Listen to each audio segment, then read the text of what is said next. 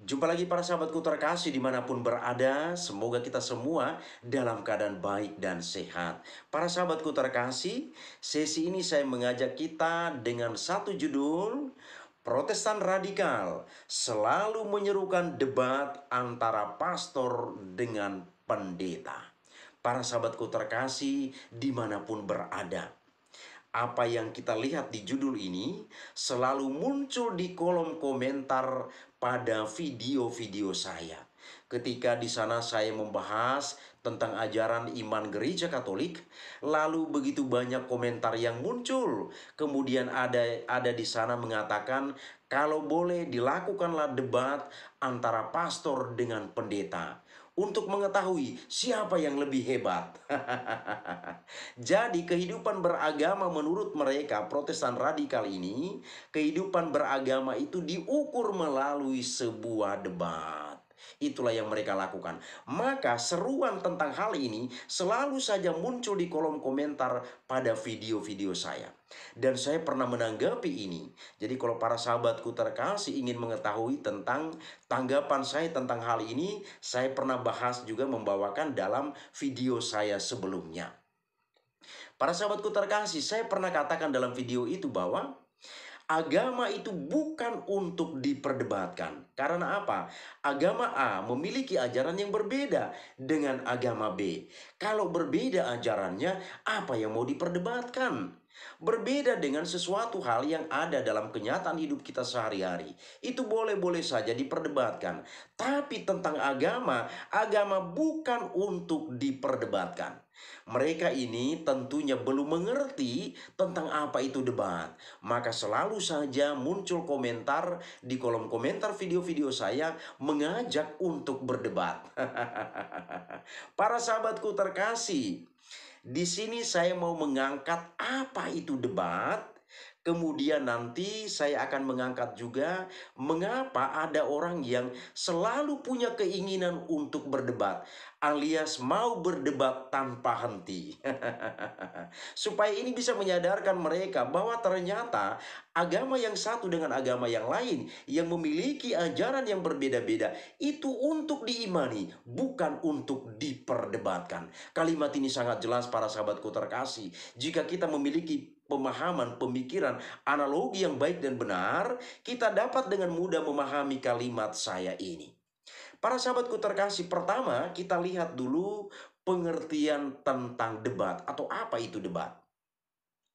Menurut Kamus Besar Bahasa Indonesia atau KBBI, debat adalah pertukaran dan pembahasan pendapat terkait suatu hal dengan saling menyampaikan argumentasi atau alasan dengan tujuan mempertahankan pendapat, bahkan memenangkan pendapat. Coba bayangkan, agama A ajarannya berbeda dengan agama B. Lalu di sini dilakukan debat. Apa yang mau diperdebatkan di sini? Apa yang mau didapat? Ini sangat kontradiksi dengan apa yang kita hidupi. Berbeda sekali lagi dengan hal-hal yang ada di luar yang boleh saja diperdebatkan.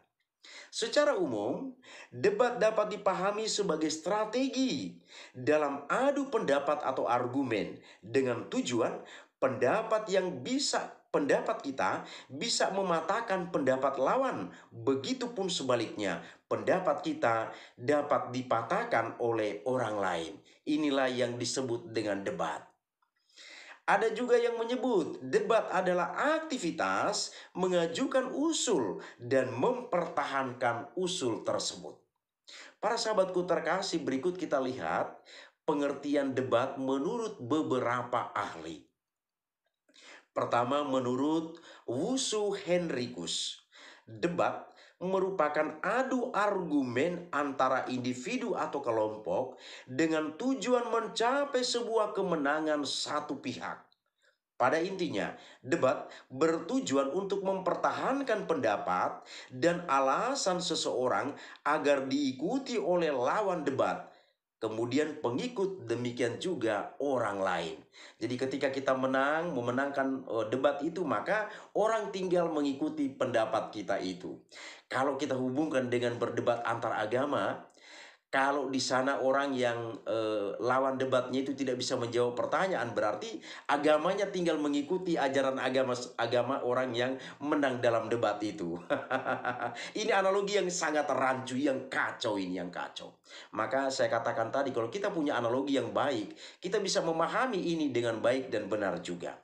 Yang kedua misalnya, menurut J.S. Kamdi, debat adalah suatu pembahasan atau tukar pendapat oleh setiap peserta tentang suatu pokok masalah, di mana setiap peserta boleh memberikan alasan atau argumen untuk mempertahankan pendapatnya. Semakin jelas bagi kita. Kemudian yang ketiga, menurut Henry Guntur Tarigan, debat adalah suatu aktivitas saling adu pendapat antar pribadi atau kelompok untuk menentukan bahwa atau menentukan baik tidaknya suatu usulan tertentu dengan mempertemukan pihak pendukung dan pihak penyangkal. Di sana tentunya ada nanti yang memenangkan debat itu. Maka sekali lagi kalau kita hubungkan dengan agama tadi, ini menjadi sebuah kekacauan. Para sahabatku terkasih, kita lihat apa tujuan debat. Pertama, membangun sebuah kasus yang disertai dengan argumen sebagai pendukung. Ini tujuan debat secara umum. Kedua, memahami kasus yang tengah terjadi dalam masyarakat. Jadi debat ini berhubungan dengan kasus, dengan sebuah masalah, bukan antar agama. Kemudian yang ketiga, melatih menemukan argumentasi berdasarkan data yang kuat dan akurat. Yang keempat, mempengaruhi sikap atau pendapat orang lain agar mereka sepakat dan setuju dengan argumen yang kita usulkan. Saya mengajak kita kembali soal antar agama tadi. Agama A punya ajaran berbeda, agama B juga punya ajaran yang berbeda. Kalau diperdebatkan, apa hasilnya? Apakah yang menang itu nanti maka agama B akan mengikuti pendapat agama A? Ini sebuah kekonyolan yang terjadi yang tanpa disadari oleh mereka-mereka yang menyampaikan hal ini. Yang kelima, sebagai cara untuk menampilkan, meningkatkan, dan mengembangkan komunikasi verbal, itu wajar-wajar saja. Dan yang keenam, berusaha meyakinkan orang lain bahwa argumen yang dimiliki merupakan argumen yang paling tepat untuk disepakati dan disetujui. Para sahabatku terkasih, ini semakin jelas bagi kita. Jadi beda agama, kalau mau diperdebatkan ajaran agama itu hasilnya apa? Ini tidak disadari. Maka kiranya ulasan ini semakin menyadarkan mereka-mereka yang selalu mengajak untuk berdebat. Supaya mereka paham agama A dan agama B itu punya ajaran yang berbeda. Jadi apa lagi yang mau diperdebatkan? Nah, kemudian yang berikut, kita lihat ada 5 penyebab orang yang mau berdebat tanpa henti. Ini cocok untuk mereka-mereka yang selalu mengajak untuk berdebat. Walaupun sudah dijelaskan sejelas-jelasnya, tapi mereka selalu muncul dengan mengajak untuk berdebat. Maka 5 hal ini, 5 penyebab ini cocok untuk mereka. Dan kiranya mereka bisa memahami hal ini. Pertama, ingin dipahami tapi tidak pernah mau mengerti. Apa maksudnya? Perdebatan yang sudah tidak sehat biasanya cenderung mengesampingkan pola pikir yang rasional dan juga sikap empati. Oleh karena itu, seseorang yang kerap berdebat tanpa henti biasanya ingin dirinya dipahami dengan baik, tapi tidak pernah mau memahami orang lain sebagaimana mestinya. Jadi mereka-mereka yang mengajak berdebat ini sudah tahu bahwa ajarannya berbeda. Tapi mereka tidak menyadari ini. Akhirnya apa? Mereka ingin mengajak untuk terus berdebat. Mereka hanya mau dipahami tapi tidak mau memahami ajaran orang lain. Inilah salah satu penyebab yang paling muncul atau paling sering muncul dan membuat komunikasi jadi rumit dan berantakan. Sebab jika masih bersikeras untuk meneruskan perdebatan yang sudah berlebihan tentunya komunikasi tersebut tidak akan pernah menemukan titik terang. Bagaimana mungkin bisa menemukan titik terang? Ajaran agama A dan B berbeda, lalu ini mau diperdebatkan. Dan orang di sini mau ingin dipahami terus, tapi tidak mau memahami ajaran orang lain. Bahwa ajaran kita dengan agama lain itu berbeda, maka kita cukup mengimani bukan untuk diperdebatkan. Kedua, butuh pengakuan dalam hal tertentu. Hal ini juga yang sering tidak disadari oleh mereka yang kerap mau berdebat. Biasanya dirinya ingin diakui dalam hal tertentu. Rupanya mereka ingin diakui dalam hal tertentu, maka mereka ingin selalu mengajak berdebat. Para sahabatku terkasih, agama itu kalau sudah berbeda, ya jalani agama kita masing-masing. Tidak perlu kita harus repot mengurusi agama orang lain. Yang ketiga, belum menguasai ego dalam dirinya. Perasaan ingin selalu diakui dan tidak pernah mau mengalah sangat mungkin berasal dari ego dalam diri yang belum dikuasai dengan baik. Artinya, permasalahan tersebut berakar dari ego yang menuntut diri untuk terus menginginkan keberhasilan tanpa memperhatikan situasi dan keadaan yang ada.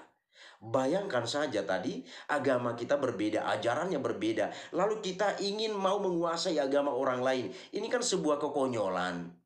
Maka tadi saya katakan biarkan agama lain itu mengimani agamanya dengan ajaran-ajaran yang ada di dalamnya. Dan biarkan kita mengimani ajaran agama kita. Jadi jangan kita paksakan karena egoisme di dalam diri kita, maka kita ingin menguasai orang lain. Yang keempat, tidak punya kesibukan yang lebih produktif. Ini semakin jelas. Rupanya orang yang sibuk mengajak debat itu tidak punya kesibukan yang lebih produktif. Kita lihat apa maksudnya. Perlu diingat kalau kebiasaan dan kesibukan seseorang sangat berpengaruh pada cara seseorang bersikap, termasuk saat sedang berdebat. Jika ia mempunyai kesibukan diri yang lebih produktif dalam kesehariannya, sudah tentu ia tidak akan mau berdebat tanpa maksud dan tujuan yang jelas. Ini semakin jelas bagi kita para sahabatku terkasih. Sehingga sekalipun dirinya berdebat, ia tahu apa yang perlu disampaikan secara jelas, tegas dan masuk akal. Inilah kalau orang yang punya kesibukan yang berarti. Jadi bagi mereka yang punya kesibukan yang tidak produktif, yang tidak berarti itu, ya wajar-wajar saja. Dia selalu sibuk mengajak orang lain untuk berdebat. Tapi bagi mereka yang punya kesibukan yang berarti, yang produktif, maka dia menghabiskan waktu untuk sesuatu yang sia-sia itu, dia harus berpikir terlebih dahulu. Kemudian yang kelima, enggan menyadari kekurangan dalam diri. Para sahabatku terkasih, tentu masing-masing pribadi punya kekurangan sendiri. Hal tersebut bisa dikatakan cukup umum didengar dan merupakan realitas yang terjadi. Nah, jadi bagi mereka yang punya kekurangan di dalam diri, lalu enggan untuk mengungkapkan atau menunjukkannya, maka sebagai bentuk kompensasinya adalah dia mau berdebat dengan orang lain untuk menutupi kekurangan yang ada di dalam dirinya. Demikianlah para sahabatku terkasih, hal yang penting ini yakni menyangkut debat. Demikian juga orang-orang yang selalu memberikan komentar. Buatlah debat antara pastor dengan pendeta biar kita bisa lihat siapa yang lebih berkualitas, siapa yang menang di sana. Semoga ini bermanfaat bagi kita. Terima kasih, Tuhan memberkati.